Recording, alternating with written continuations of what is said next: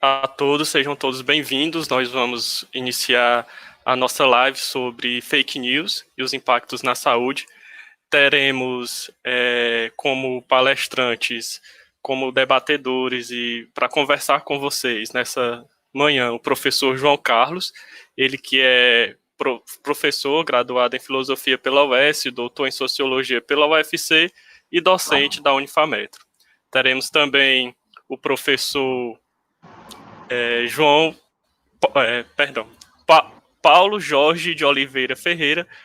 Ele é enfermeiro, mestre em enfermagem pela USP e docente da Unifametro. Então, nós teremos aqui agora, nessa manhã, esse bate-papo com essas duas personalidades. O professor João vai falar um pouco mais sobre a parte sociológica, histórica das fake news, e o professor Paulo traz o nosso debate acerca dos impactos dessas fake news na saúde. Então, muito obrigado desde já, agradeço ao professor João pela disponibilidade, ao professor Paulo por estar conosco nessa manhã. Então, professor, é com você.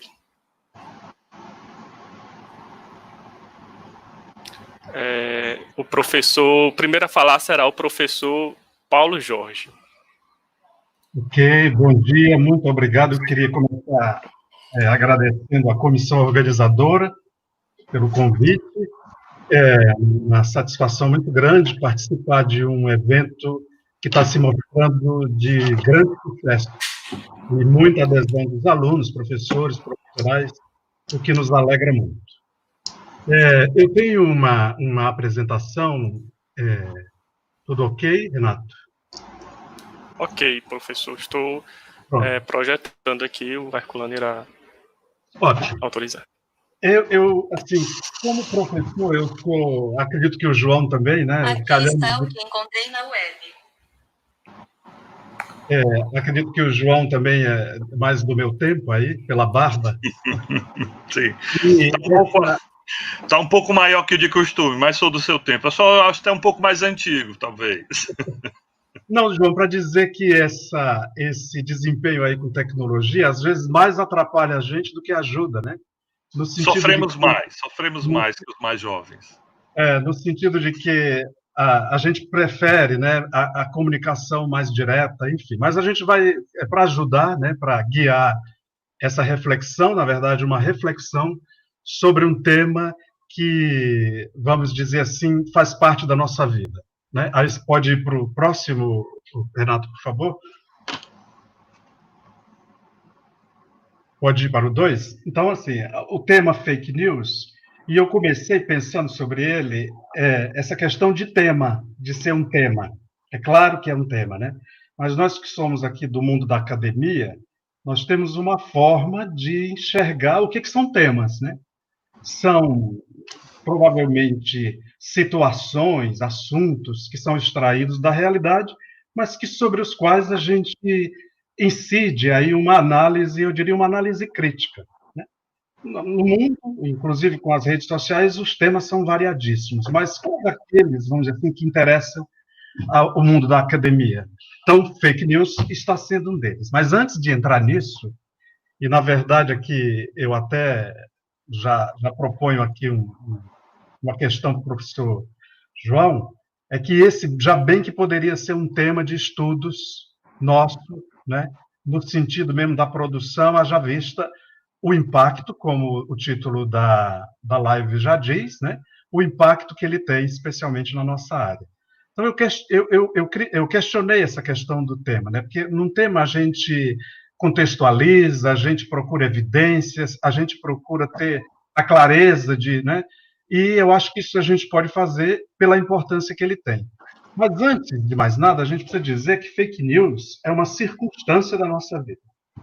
Então, como circunstância, ela faz parte, né, da nossa vida e ela modifica, ela modela, inclusive, algumas atitudes, ela direciona, vamos dizer assim, certas formas da gente proceder, da gente estar no mundo envolvidos por este problema. Na filosofia, há até quem trate, vamos dizer assim, a questão, olha, a questão do viver, do ser, do agir, que não pode estar desligado das circunstâncias, né? Ninguém age, ninguém pensa, ninguém faz nada dentro desse contexto de circunstâncias que a gente vive. Então, é muito claro para mim que fake news, né, está aí presente e nos atravessa de alguma maneira.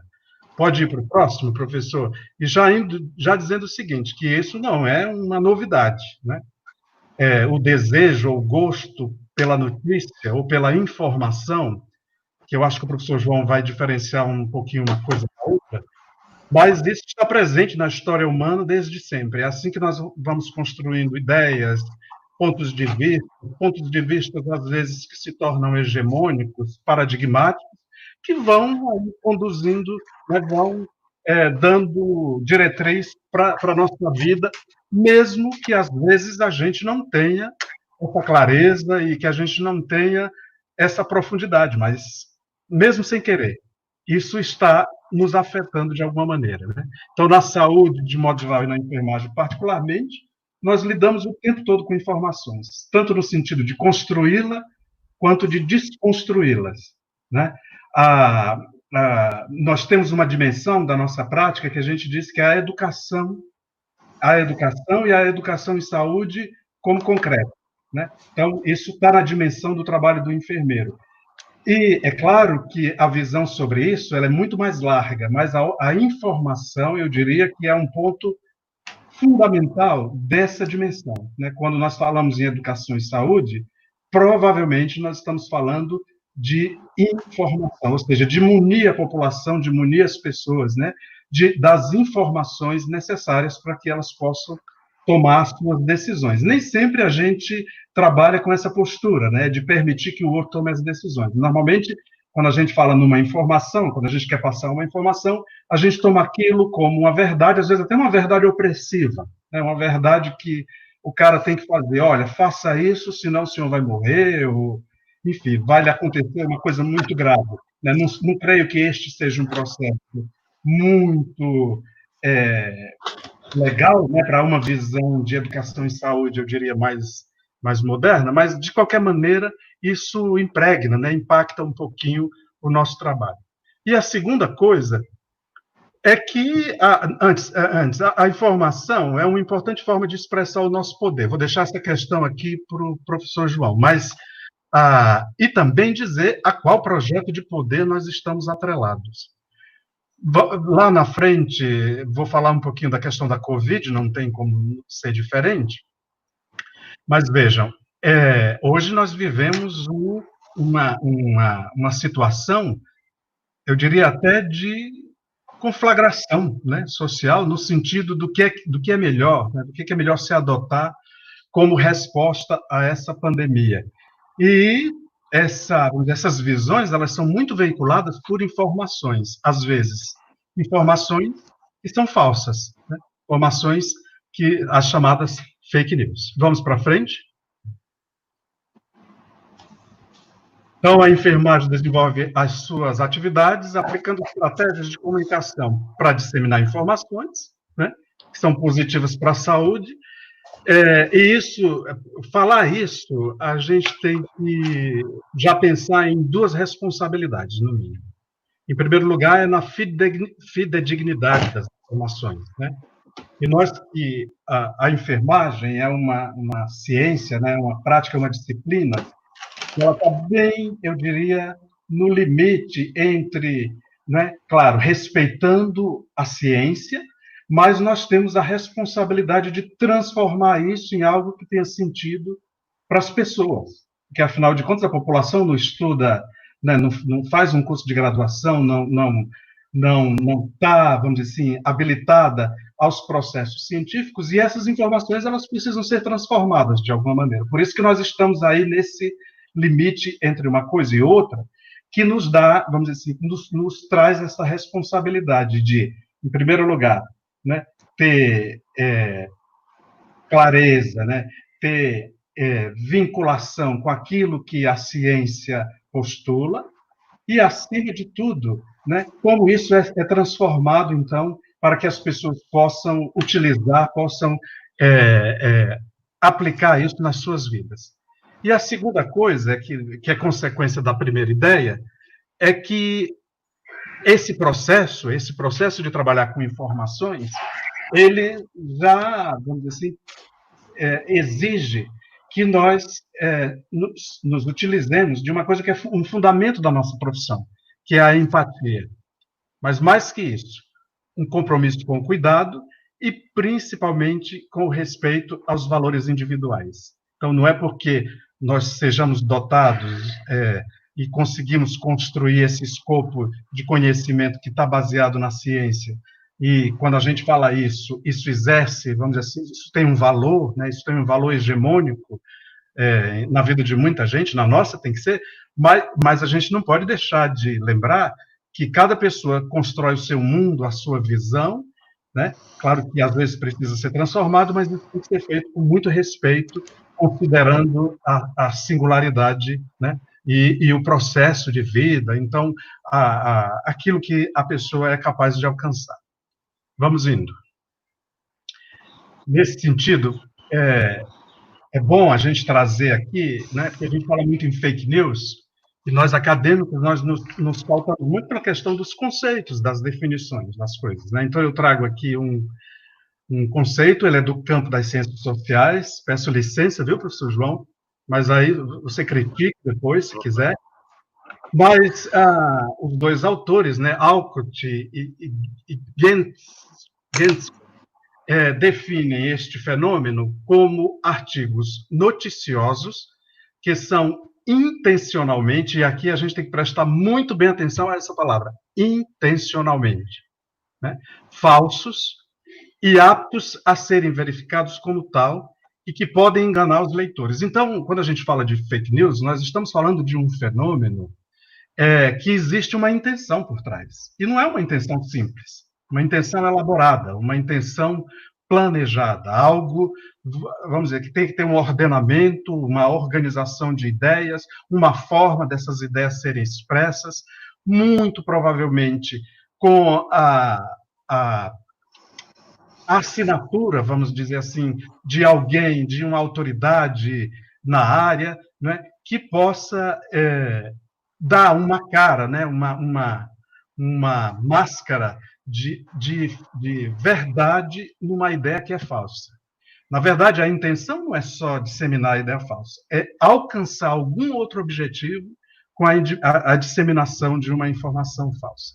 Nesse período que nós estamos vendo de pandemia, isso é uma realidade muito grande, né?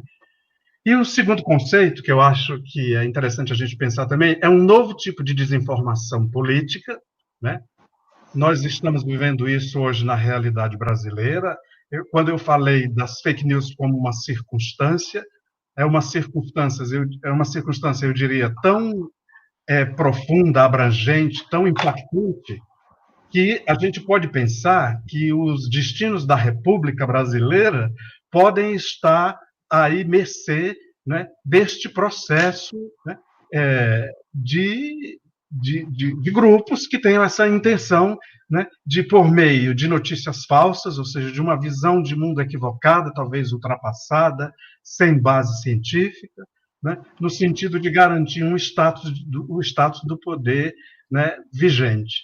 Então, vocês vejam que a fake news não é uma coisa simples, né? Não é uma coisa apenas de dizer o que é verdadeiro ou o que é falso, né? Quando a gente está diante de certas informações, a gente sempre se pauta por essas duas questões: isso é verdadeiro ou falso, né? Quem é que atesta isso, né? Quem é que valida isso?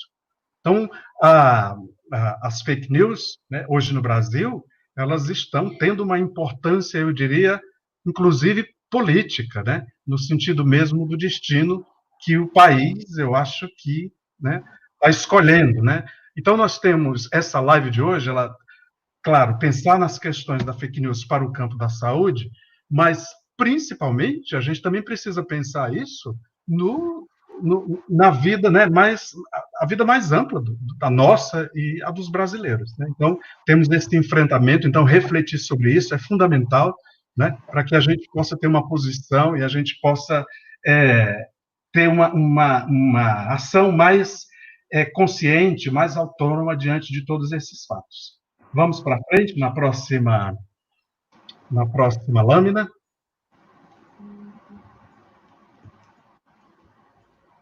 Pode ir para frente, por favor. Pronto. Aqui, eu só queria tratar um pouquinho que... pode ir para lá, professor. Vou apontar para vocês que tem alguns temas que são, na saúde, as pessoas têm gosto em... Anterior. As pessoas têm gosto parece, né? Em disseminar notícias falsas. Alguns exemplos, né? Por exemplo, a vacina, eu acho que continua sendo, mas já foi mais, né? Um grande foco de fake news, né? Aí alguns exemplos, né? De como ela é tratada ou foi tratada e continua sendo, e outras coisas até aberrantes, né? Para nós que militamos nesse campo, temos um conhecimento. Água gelada fecha às vezes do coração, certos absurdos, né? Mas que, vamos dizer assim, trazem algum prejuízo para a sociedade. Pode ir para frente? Então, os temas mais alvos, né? Como vocês estão vendo aí, para mim está aparecendo um pouco difícil, mas alimentação de um modo geral, né? Cadastro no Brasil sorridente é um tema que é bastante, né? Sobre o qual saem bastante notícias que não sejam verdadeiras. Está muito difícil de ler aqui, mas vocês veem aí muitos assuntos que são tratados pelas fake news. Vamos indo para frente.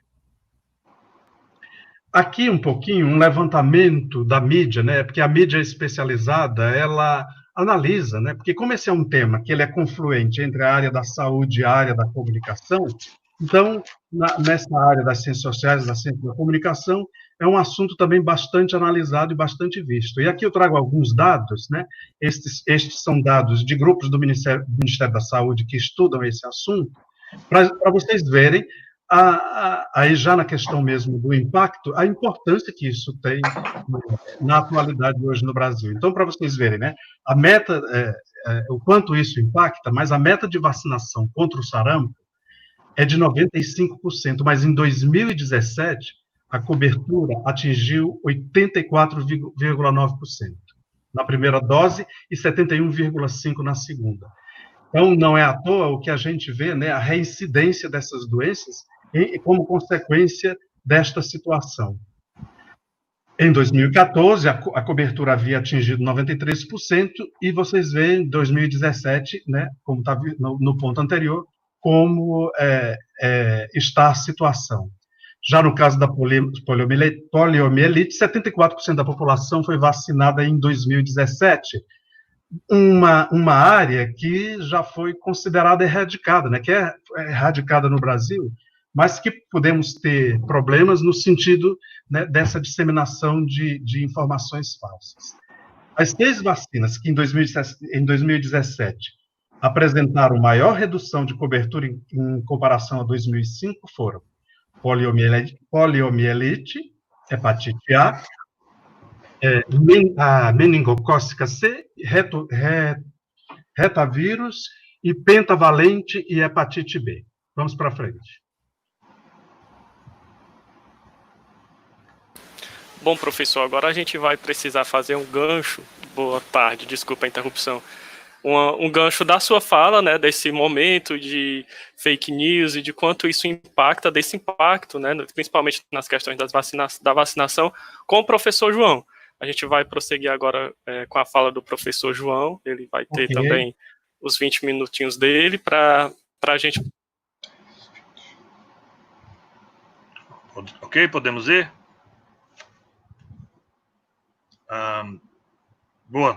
Bom dia, né? Bom dia a todos, como vamos?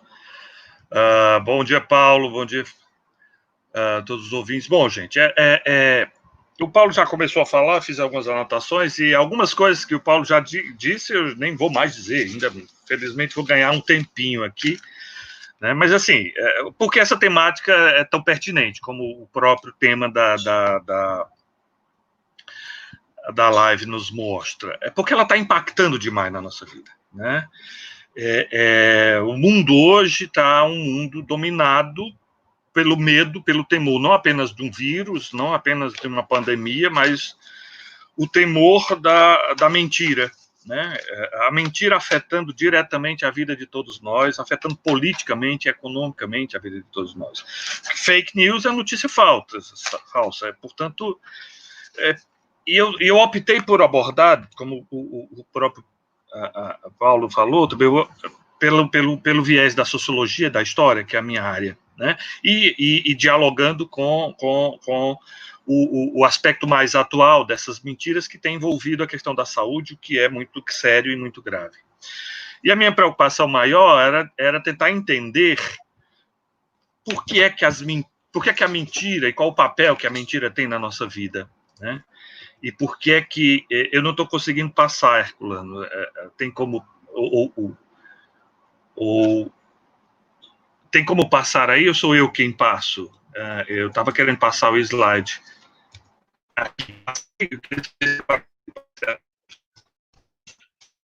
Bom, eu queria saber, então, eu queria entender, então, por que é que as mentiras fazem tanto estrago na nossa vida, né? Ou tem feito tanto estrago na nossa vida. E aí o fato é que o que eu quero dizer para vocês é que a mentira, e eu acho que o Paulo já tocou nesse assunto no começo da fala dele, a mentira faz parte da nossa vida, né? A manipulação do discurso é parte do nosso cotidiano, é estratégia de vida. Eu sei que pode parecer grave isso que eu estou querendo dizer, pode parecer estranho, mas o fato é que no dia a dia nós mentimos porque nós disfarçamos, como estratégia, como eu digo aí, de persuasão, como estratégia de autoexibição, como estratégia de sedução. A gente se maqueia, a gente cria avatares, a gente coloca fotos no Instagram que não são de fato a forma como nós somos na realidade. Isso é uma fake image, né? Uma fake, né? A gente mente por estratégia de sobrevivência, né? Como a gente cria uma moldagem de si, a gente cria uma realidade diferente e melhor diante da realidade que nós estamos. A gente precisa disso, a gente mente por delírio, né? Como construção, como projeção idílica, como projeção utópica de uma vida melhor, de um futuro melhor. Então a gente cria uma imagem, né, de auto-engano, né? E quantos de nós não mentimos para nós mesmos o tempo todo, né? Enfim, e é isso que eu estou querendo dizer. Toda a visão de futuro, toda a visão de realidade que nós criamos, é, de certa maneira, uma mentira. Então, a gente é mentiroso, e eu afirmo isso aí também com muito cuidado, para não parecer que eu estou defendendo a mentira como ferramenta política, e eu vou já dizer por que é que não devemos defender, por que é que devemos combatê-la. Mas o que eu estou querendo dizer é que no dia a dia, na vida cotidiana, no conviver social e cultural, nós somos mentirosos porque nós precisamos mentir e nós realizamos desejos, um pouquinho de mentira. E há alguns estudiosos culturalistas que afirmam que existe uma mentira que é boa, existe a mentira ruim, existe a mentira boa, né? Não vai dar tempo de falar aqui sobre isso, mas o fato é que a mentira faz parte da nossa vida. Então, assim, por que eu estou falando isso, né? Para mostrar a importância do falso e da mentira na nossa vida, né? E como a mentira afeta a nossa existência, porque ela faz parte da essência do humano enquanto um ser social, né? E isso, de fato, ao longo do tempo foi sendo percebido pelas instituições, pelos poderes constituídos, pelas lideranças políticas, pelas lideranças religiosas. Precisamos de mentir, e o fato de haver essa necessidade, essa carência, nos faz não só vítimas, mas vulneráveis ao manipulador da mentira, né? Então, aquele que consegue, o que vem a conseguir usar-se da mentira como ferramenta de dominação, vai fazê-lo. E porque as pessoas precisam um pouco dessa mentira. E eu estou dizendo isso para explicar por que é que tantas mentiras fazem tanto sucesso. Por que é que, como há pouco Paulo dizia, as pessoas acreditam que a banana pode causar qualquer problema no combate ao coronavírus. Por que é que as pessoas acreditam que vacina vai prejudicar e não vai ajudar as pessoas? Né? Por que é que as pessoas acreditam num vendedor de uma loja qualquer, quando ele lhes diz, e elas sabem que eles vão dizer, que quando a pessoa, o comprador pergunta, mas esse produto é bom? E o vendedor disse, claro, eu fico imaginando qual é o vendedor que vai dizer, não compre, é ruim esse produto. Então as pessoas já sabem, e mesmo que o produto seja ruim, as pessoas no fundo sabem que o vendedor, mesmo que não seja o melhor dos produtos, o vendedor vai dizer que é o melhor dos produtos. Então a pessoa espera e acaba comprando o produto. Né? E eu queria mostrar para vocês um pouco que a origem da ficção, a origem da arte está na forma como você manipula, não no sentido pejorativo apenas, em todos os sentidos, no sentido amplo. Né? E a literatura, tanto a mundial como a literatura brasileira, tem exemplos, eu coloquei apenas alguns exemplos de como personagens ou os próprios autores usam do mentir, usam do engodo, usam da brincadeira travestida de verdade, como forma de sobrevivência, como forma, e aqueles exemplos que eu citava no início da minha apresentação, mentira como auto-engano, mentira como delírio, mentira como ato de sobrevivência, a gente vai encontrar na literatura. Lá em Ulisses, de Homero, a personagem Penélope mente para não ser desposada pelos pretendentes enquanto seu amado voltava. Então ela fica mentindo que vai costurar lá a coxa, e durante a madrugada ela desfia a coxa e diz, olha, eu não terminei ainda. Né?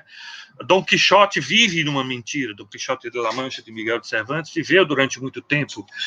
Toda a sua jornada é a jornada do auto-engano, é a jornada do delírio, do homem que luta contra inimigos imaginários, como tantos de nós hoje lutamos, como tantos políticos hoje criam inimigos imaginários para que nós queremos lutar. Né?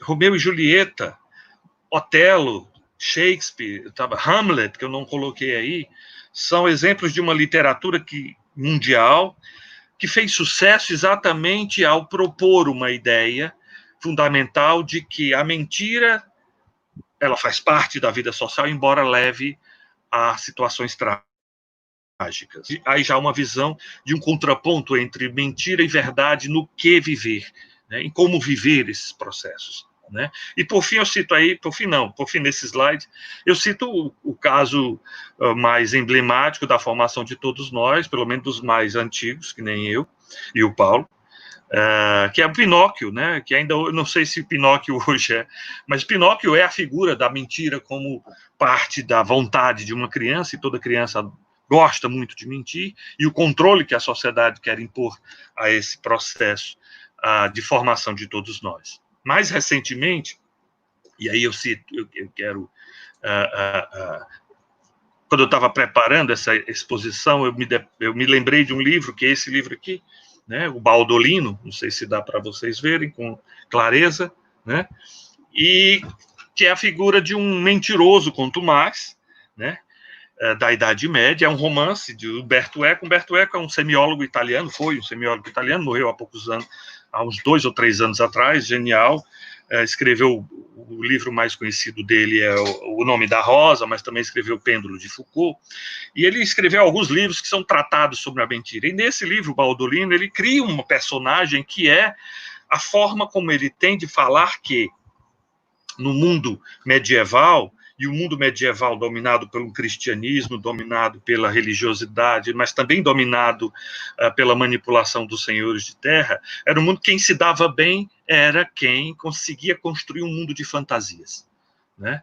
E um mundo de fantasias, e esse personagem ele chega a altos postos da igreja, ele é simples, ele é uma figura extremamente simples e popular, um vendedor de rua, mas que ele chega a proximidades com o Papa, sempre criando histórias, sempre manipulando o processo social, né? E encantando reis e príncipes e cardeais. Né? Então, a figura do Baldolino é representativa e é significativa de uma sociedade que, em última instância, segundo Umberto Eco, se construiu a partir da manipulação de informações. e de como essa sociedade e como muitas pessoas precisam e gostam disso. Isso faz o jogo da sociedade funcionar. Fez o jogo da sociedade funcionar durante muito tempo. E é uma das frases do livro que eu saquei foi essa. Quando se diz uma coisa que se imagina e os outros dizem que é exatamente assim, acaba-se por acreditar nela, afinal. O Baldolino começa a acreditar que ele, de fato, era tudo que ele criou para si mesmo. Né? O livro é um pouco isso, que é um pouco uma ideia muito parecida com o do Cervantes, né? Do Dom Quixote Cervantes. No Brasil, tem as figuras do Pedro Malas Artes, mais recentemente, que eu acho que quase todo mundo aqui deve ter assistido a tradução literária para a TV do Alto da Compadecida, do Ariano Suassuna, as personagens do Chicó e do João Grilo, né, que são figuras que mentem e são perdoadas por Nossa Senhora e por Jesus no final, desculpem o spoiler, mas eu acho que todo mundo já deve ter assistido, são perdoadas no final por serem figuras que mentiram para sobreviver e por intervenção de Nossa Senhora, João Grilo é retornado à vida, porque ele mentia e ele queria, não, eu sei que vou para o inferno mesmo, e ela disse, não, você precisou para sobreviver disso. Né? E a figura do Pedro Malas Artes, que é a figura que é uma figura ibérica, né, mas que foi criada, todo mundo conhece aqui no sítio do Pica-Pau Amarelo, que é o malandro que tantas e tantas releituras a cultura brasileira foi fazendo ao longo do tempo. Né? Quando é que isso começou a incomodar? Quando é que a mentira se torna algo que deixa de ser cotidiana, cultural, elemento imprescindível e necessário na formatação do caráter, mas controlado por um conceito, uma visão de ética e, por vezes, pela própria religião? Quando é que isso deixa de ser, digamos assim, algo tão sublime ou pertencente à nossa cultura e passa a ser algo de efeitos deletérios?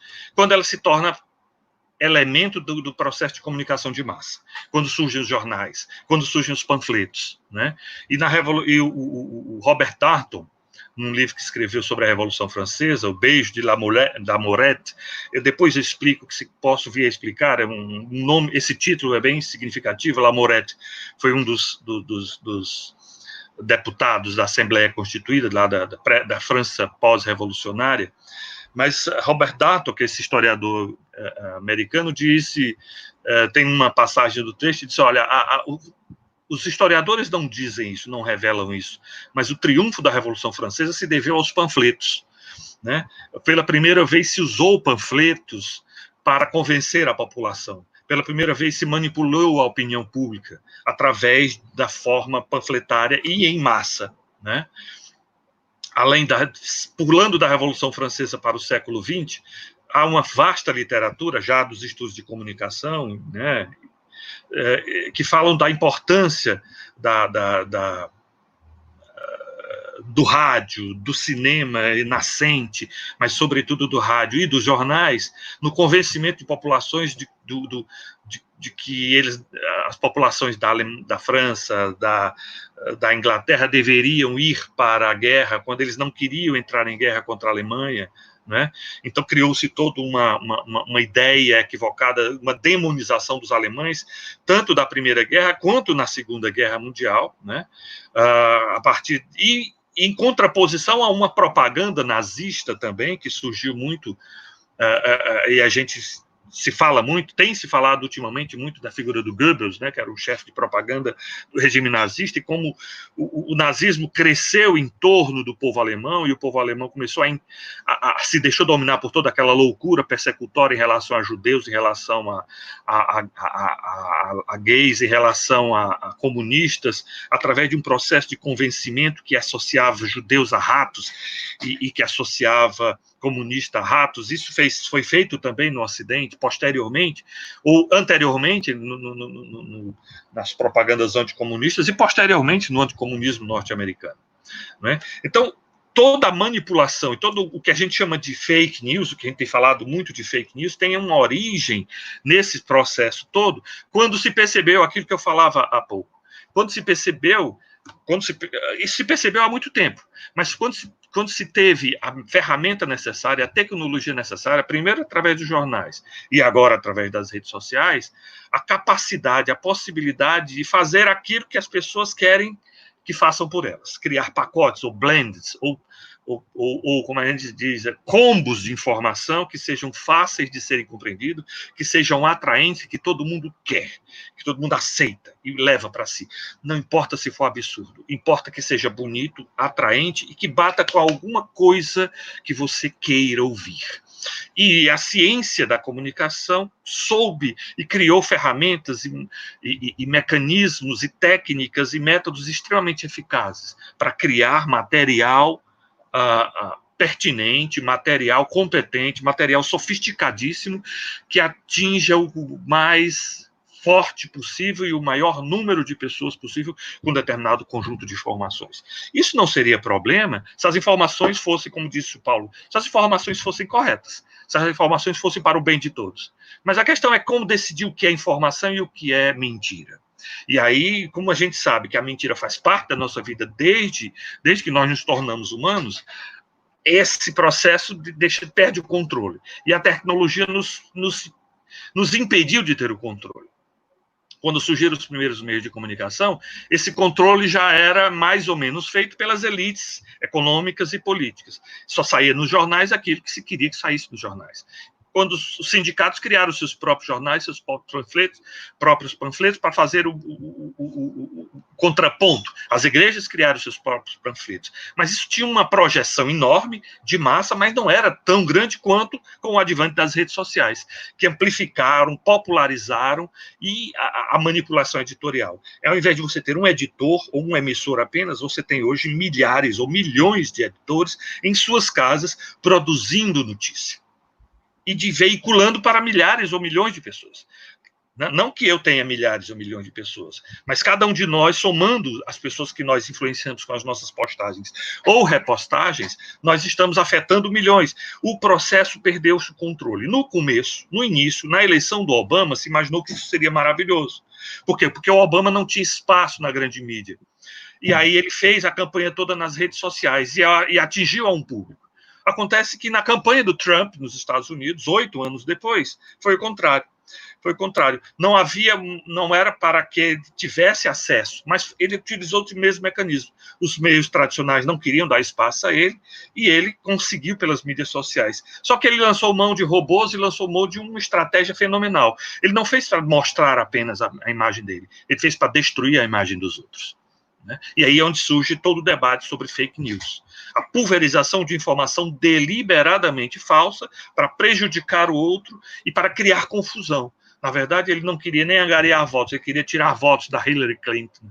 E ao tirar votos da Hillary Clinton, ele ganhou com seus 30%, 40% de radicais de ultradireita vinculados a determinados grupos. Isso tudo foi calculado por esse pessoal.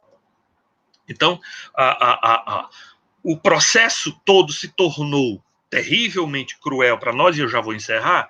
O processo todo se tornou terrivelmente cruel para todos nós, impactante para a sociedade, e é por isso que fake news se tornou uma temática fundamental do mundo de hoje.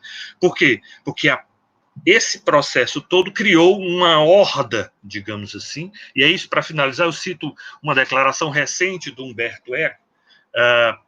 Antes de morrer, ele deu essa declaração numa entrevista, né, dada a um jornal, não me recordo qual jornal, não peguei aqui. Ele diz: as redes sociais dão direito à palavra a uma legião de imbecis. É uma afirmação forte, que antes falavam apenas em um bar, depois de uma taça de vinho, sem prejudicar a coletividade.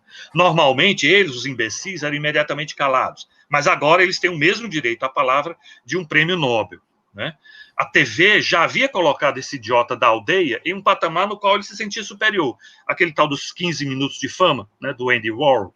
O drama da internet, diz o Humberto Eco, é que a internet promoveu o idiota aldeia, a idiota da aldeia, a portadora da verdade. Né? Enfim, eu acho que meu tempo está encerrando. Eu teria mais uns 2 slides para falar um pouco só sobre os efeitos da fake news na saúde, mas eu posso deixar para o debate que se instaura agora. Isso, professor, né? Mas muito obrigado, né, por essa aula histórica, filosófica de educação em saúde, para a gente poder ter um pouco mais de acesso a informações, e no caso, informações verdadeiras sobre esse momento que nós estamos vivenciando e passando.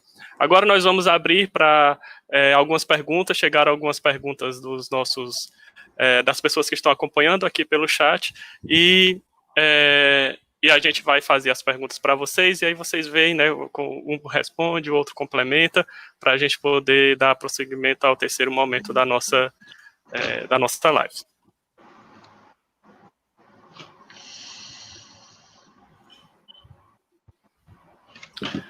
Nós temos aqui a pergunta da professora Cileia. Ela quer saber, a pergunta dela é: como lidar com esse embate ciência e achismo nas redes sociais quando se valorizam mais os influencers pelo número de seguidores do que pela competência e conhecimento? A professora Ana Cileia começou aí já botando para quebrar. Pois é. João, eu queria começar a responder essa pergunta, porque, na verdade, eu tenho pensado sobre isso, né? A despeito vamos dizer assim, da desigualdade tecnológica, que, dentre tantas outras desigualdades que o Brasil vive, mas o acesso à informação, ou o uso de tecnologia, né, de uma forma simplificada, ela, vamos dizer assim, ela é muito abrangente. É uma coisa que eu tenho refletido, sabe, Cilé? Eu acho que já estaria na hora do tema fake news ele entrar também no aspecto de quem está lá na ponta da atenção à saúde. Então, tentando mapear como é que essas notícias elas atingem as pessoas, né? O que de fato tem provocado mudanças que sejam regressivas, né? Que sejam negativas do ponto de vista da saúde. Eu pensei sobre isso. Eu acho que isso já poderia se constituir num tema, não só num tema acadêmico de discussão, né? Mas de que forma isso se expressa ou se concretiza na sociedade, porque, afinal de contas, todas as pessoas têm, de alguma maneira, todas não, né? Mas a grande maioria tem o acesso, tem a tecnologia, e são algo, e o que é pior, elas são disseminadoras de notícias falsas, né? E aí eu já queria aproveitar, não sei se vai ter tempo para uma outra intervenção, dizer que o Conselho de Enfermagem, ele já meio que regulamentou, ou criou uma norma que direciona, ou dá uma diretriz para que os enfermeiros se posicionem em relação a isso. É uma portaria do COFEM, 554, de 2017. Eu ia falar lá nos meus 15 minutos, mas eu acho que eu me estendi muito. Mas eu já lembro, viu, gente, para quem estiver nos assistindo, tenho a curiosidade de ver a portaria número 554 do COFEM, que ele dá diretrizes, vamos dizer assim, de como nós, profissionais de saúde, nos comportarmos diante de tudo isso. Isso. Nós temos aqui agora, muito obrigado, professor. Né, aí, o Railson, estudante aí do nosso curso, ele pergunta, né, em que momento a gente se descobre como mentiroso? Railson, deixa eu responder essa. Por favor, professor. Railson, eu acho que do momento em que você se descobre como gente, como pessoa, no momento em que você se descobre como uma criança que tem consciência de si, aí você já começa a elaborar um pouco, porque a mentira aqui, a origem da mentira é o sonho, é o delírio. Né? A origem da mentira não é mentira aqui não é dizer uma coisa errada, mentira aqui é sonhar também, como eu falei, é ilusão, é iludir-se, é projeção, é falar do que não existe, mas o que não existe pode vir a existir, é construir o futuro, portanto, né?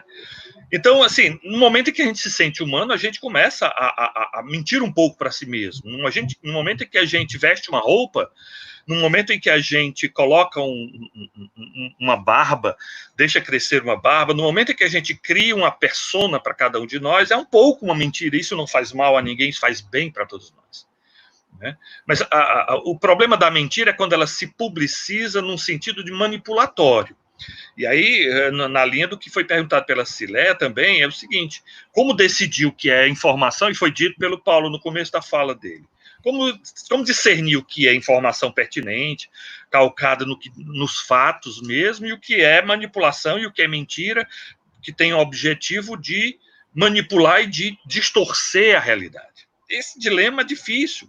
O jornalismo, muito antes das redes sociais, já discutia, os historiadores já discutiram isso. Há um historiador britânico, o Edward Hallett Carr, que ele diz, o que é fazer história? O historiador é um narrador ou é um ficcionista? É um cientista ou é um mentiroso? Ele faz essa pergunta no início do século passado. E ele diz que, no fundo, todo historiador é um pouco das duas coisas. Ele cria imagens da história. Toda a narrativa histórica do passado é parte realidade, mas é parte mentira, porque é parte construção.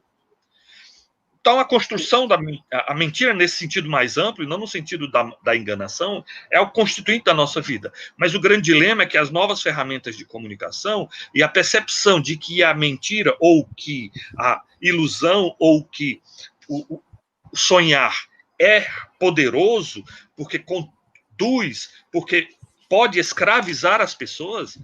O problema está exatamente isso. Algumas instituições, algumas ferramentas, as estruturas, o próprio Estado, as próprias igrejas, todas elas,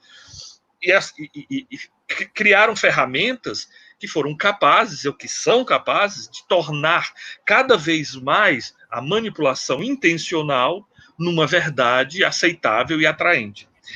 Como discernir o que é verdadeiro, a gente tem que se pegar, primeiro, a autoridade do emissor, digamos assim, a autoridade científica, tentar é uma das formas que se tem dito, olha, procura fontes confiáveis, mas é muito difícil, porque boa parte dessas fake news, o fake notícias, elas são criadas a partir de elementos extremamente verídicos, né? Como dei no meu slide, tem se divulgado recentemente que o Bill Gates está criando um vírus numa vacina, com um vírus que vai ser inoculado, a pessoa que tomar a vacina para o Covid vai ser controlado pela Microsoft por um sistema de leitura que vai ser introduzido na nossa corrente sanguínea. É uma loucura, mas tem a ver com uma palestra que o Bill Gates deu lá em 2015, onde ele falava que o grande desafio da humanidade seria um vírus que iria infectar milhões. E com o fato que o Bill Gates também está apoiando um instituto de produção de vacinas, ele botou a fundação dele, colocou um monte de dinheiro para produzir vacinas. Duas informações pertinentes, reais, corretas, são juntas e criam-se uma ideia absolutamente absurda. Isso. É muito importante, né, essa reflexão e essa observação aí, a partir de uma análise, né, do Railson. A Heloísa, a gente já está encaminhando aqui para o nosso final, ela faz a seguinte colocação: os meios de comunicação, e aí ela enfatiza os jornais, deveriam passar informação limpa. Entretanto, são muitas vezes disseminadores dessas fakes. Como podemos validar nossos conceitos, nossa cientificidade? Como é a pergunta da Heloísa Alencar. No nosso campo, né, no campo da saúde, que é onde nós estamos discutindo a questão de fake news, eu quero advertir que o Ministério da Saúde tem um site, né, tem um ambiente no qual é possível validar todo tipo de informação que você recebe na internet, né? É fácil de você acessar, né? Você entra lá com as informações e eles vão te dar respostas. Isso naquelas situações onde você, enfim, né, tem realmente muitas dúvidas daquilo que está recebendo. Uma coisa que precisa a gente frisar nisso, o mais importante, eu acho que é não ter uma atitude de compactuar com essa disseminação. E como o professor João falou, isso faz parte da vida. E muitas vezes, ele não falou isso, mas é importante a gente lembrar, você viver uma vida sempre direcionada, né, ou determinada pelos critérios de uma verdade científica, eu não sei nem se seria possível isso. Então, um pouco de irrealidade, um pouco de sonho, isso faz parte, e eu diria que é até salutar no nosso viver. A questão é quando nós estamos falando isso, né, de fake news, como vamos dizer assim, um critério do nosso ato enquanto profissional, ou seja, como eu falei, o enfermeiro ele trabalha muito com a perspectiva da informação. E aí a gente precisa ter esse cuidado, e eu já digo que o Ministério da Saúde tem essa tecnologia, né, que é possível você fazer a validação de toda e qualquer informação que você recebe. Mas o mais importante, não passe adiante. Isso. Agora é uma curiosidade minha, tá, professores? Então, assim, a pergunta é minha mesmo, assim, para vocês comentarem sobre. Primeiro, a gente está vivendo aí um momento muito delicado, como já foi colocado por vocês, né, pelo professor Paulo, pelo professor João, e recentemente, nas últimas semanas, a gente tem visto nos noticiários a questão da liberdade de expressão, né, CPMIs acerca de fake news que estão sendo investigadas, e aí eu gostaria que vocês comentassem um pouco para a gente essa diferença, né, entre liberdade de expressão e fake news, né, qual o limite disso e onde é que um começa, onde é que o outro termina, para a gente poder ficar um pouco mais alerta com relação quando recebe alguma informação desse tipo e na nossa manifestação também da nossa liberdade.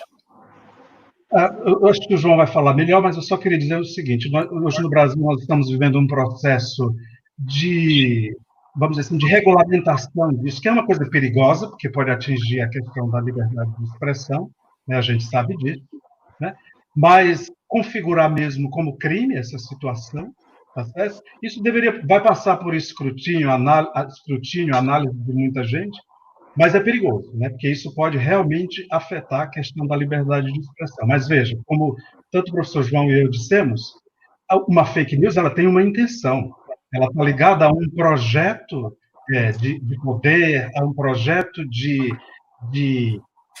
dizer mesmo os rumos que a pessoa tem que seguir. E isso que a gente precisa cuidar, né? Principalmente, claro, liberdade de expressão, mas sem afetar a liberdade das pessoas de seguirem a sua vida, de tomarem as suas decisões. No Brasil, nós estamos passando por esse processo de análise, né, pelo legislativo, no sentido de uma regulamentação, criminalização, inclusive, dessas atitudes. Mais ou menos da mesma linha, assim, a arguição do princípio fundamental iluminista da liberdade é uma bela de uma fake news, digamos assim, é mais uma fake news. Na verdade, a liberdade de expressão nunca foi a autorização para mentir ou para manipular as pessoas. Isso já vem... Claro que a legislação precisa ser atualizada, porque as formas de mentir e as formas de enganar, elas se sofisticaram. Mas qualquer jornalista, ele tem toda a liberdade de publicar. Agora, ele vai pagar o preço se ele publicar uma matéria que for, primeiro, mentirosa e depois prejudicial a alguém. Então, isso já está válido e consolidado desde o século XIX. Então, querer dizer, agora, como se popularizou, e qualquer um de nós pode se tornar um blogueiro, um youtuber, né, um influencer social, e dizer o que se quer dizer, né, as pessoas, e eu tenho direito, porque eu tenho liberdade de expressão, as pessoas imaginam que o fato delas estarem em casa e não terem um emprego, uma carteira assinada ou um diploma de jornalistas, as autoriza a dizer qualquer absurdo que prejudique as pessoas, a incentivar as pessoas a não se vacinarem contra tuberculose, contra varíola, contra a influenza, porque isso é uma conspiração dos laboratórios. Ela se acha no direito, porque é livre para expressar isso, quando milhares de pessoas poderão morrer ou ficarem paraplégicas. Isso não é liberdade. O princípio da liberdade de expressão nunca garantiu o direito a mentir, nem a manipular os outros. Isso aí é importante que a gente ressalte, né? Por favor, professor Paulo. Renato, só uma última coisa. Essa ideia não é minha, né? Mas nós vivemos uma sociedade de excessos em muitas coisas. E nós vivemos também uma sociedade de excessos de opinião. Eu acho que um caminho bom também seria a gente reconhecer a nossa humildade, né? Frente, inclusive, a um número imenso de informações, nós não podemos dar conta. Temos que pensar, será que elas são úteis assim na vida, né? E dizer o seguinte: a minha opinião, ela é só uma opinião e nada mais do que isso, né? Então, a gente trazer um pouquinho uma reflexão para nós mesmos, né? Humildes diante de tanta informação, de tanta coisa, e que a gente não consegue dar conta, né? E que às vezes é necessário a gente calar um pouquinho e deixar quem tenha mais experiência, mais conhecimento, tratar sobre o assunto. Essa é uma opinião particular, apesar de não ser uma ideia original minha, nessa questão da opinião, que isso aí é na história do processo de comunicação, a gente vê. Isso. O assunto é bom, é muito gostoso de conversar, o tempo passou e a gente nem se deu conta, mas a gente está precisando encerrar agora nesse momento, porque os próximos debatedores da próxima live já estão batendo aqui na nossa porta. Quero agradecer imensamente ao professor João pela disponibilidade, né, por nos presentear com esse conhecimento que ele nos brindou hoje. Professor Paulo, também um prazer dividir com você esse momento da manhã, com tanto conhecimento, com tanto afinco, com tanta seguridade naquilo que fala. Para a gente é importante, né, fugir dessas fake news, escutando pessoas como vocês que têm muito a nos ensinar. Muito obrigado mesmo à Unifametro também pela oportunidade de estar aqui com vocês.